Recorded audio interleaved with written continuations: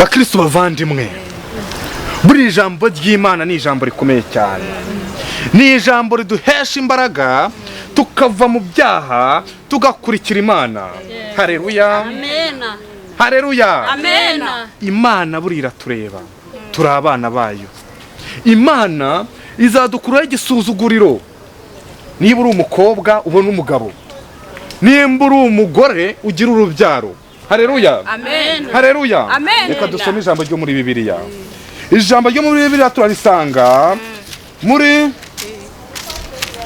nihangane gato ndabona ari umuyaga, muri Zaburi igice c'125 kiragira giti, abiringiye Uwiteka bameze nk'umusozi wa Siyoni utabasha kunyeganyezwa. Haleluya. Amen. Ahubwo uhora uhamye iteka ryose, nk'uko imisozi igose i Yerusalemu niko Uwiteka agota abantu be, uhereye none kugeza iteka ryose. Haleluya. Mwamwe rero nakomeje kubareba mbacishamo amaso ngenda mbitegereza, kuko burangenda umukozi w'Imana nsanga hari ibitangaza Imana bafitiye byinshi cyane. Mupfa gukurikiza umugambi w'Imana, mupfa kugandukira Imana, mukagendera mu nzira yayo. Aho ngaho Imana izabafasha, ibafashe mu bibazo mufite, ibafashe mu. Niyo mpamvu Imana igira iti abayuda bazapfa nabi, bagaragu b'Imana ntihazagira umuntu uba umuyuda. Tuba abakristo twumva ijambo ry'Imana, tuyikorere, tuyigandukire. Kandi mwese ndabona muri abakristo, kuko muri abana b'Imana. Iyo mbacishijemo ijisho mbona rwose mwege muri abantu mukorera Imana. Mukristo muvandimwe, egera abandi, egera abandi. Hano turi kumva ijambo ry'Imana. Ni ukuvuga uti rero bakristo bavandimwe, Imana iravuga ati dukundane, dukundane. Iryo jambo rirakomeye cyane, kubera ko iyi Imana ivuze ngo dukundane hari byinshi ibidushishikaje gukora. Buri Imana iradukunda, turi ibiremwa yaremye ikunda. Niyo mpamvu natwe tugomba kuyigandukira, tukayikorera, tukayivuga neza ahantu hose tugiye. Bakristo bavandimwe rero nakomeje kubareba nsanga ko muri abakozi b'Imana, muri abakozi b'Imana. Ni ukuri rwose Imana izabafasha umurimo yabahaye muzawusohoza amahoro. Haleluya. Rero bakristo bavandimwe, igihe kirageze tugiye kumva, tugiye gusenga Imana, tujye mu mwuka wayo. Kandi Imana iravuga ngo nimba tugiye gusenga ntihagire ikintu kitubangamira na kimwe, tuyisenge tuhobotse. Aka kanya niyo mpamvu ibintu byose dufite tugiye kubishira hano hagati, dusenga izina ry'Imana, nta kintu kitubangamiye. Haleluya.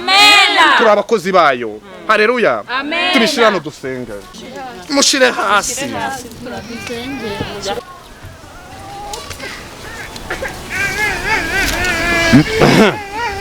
Haleluya. Ni ukuvuga ngo rero duhumirize nk'iminota nk'itatu, hanyuma dusenga Imana, dusubire mu rugo iwacu amahoro. Mana Nyagasani, ndamushize mu biganza abana bawe. Mana Nyagasani, Mana urebera abana bawe kuri iyi si. Mana Nyagasani, uzibiremwa washize kuri iyi si. Mana Nyagasani, ureba abana bawe bakuri imbere, bafashe mu bihe bikomeye, bafashe mu rugendo barimo kuri iyi si, bafashe mu bibazo barimo, bafashe babeho neza. Uzabaho abagabo, uzabafasha ubuzima bwabo buzagende neza mu isi ndetse no mu ijuru. Mana Nyagasani, tukuri imbere tugutakambira nk'abana bawe. Haleluya. Haleluya. Imana iradukunda. Haleluya. Haleluya. Mukomeze musenge. Haleluya. Kuri iyi Imana iradukunda cyane. Imana ikadukunda. Imana ikadukunda. Haleluya. Mbambuze uburyo mbivugamo, mbambuze uburyo mbivugamo. Imana iradukunda. Buri wese ajye mu mwuka, buri wese ajye mu mwuka nk'umunota, buri wese ajye mu mwuka nk'umunota. Mana Nyagasani, buri wese ajye mu mwuka, najye mu mwuka. Basi umunota umwe, umunota umwe. Haleluya. Haleluya.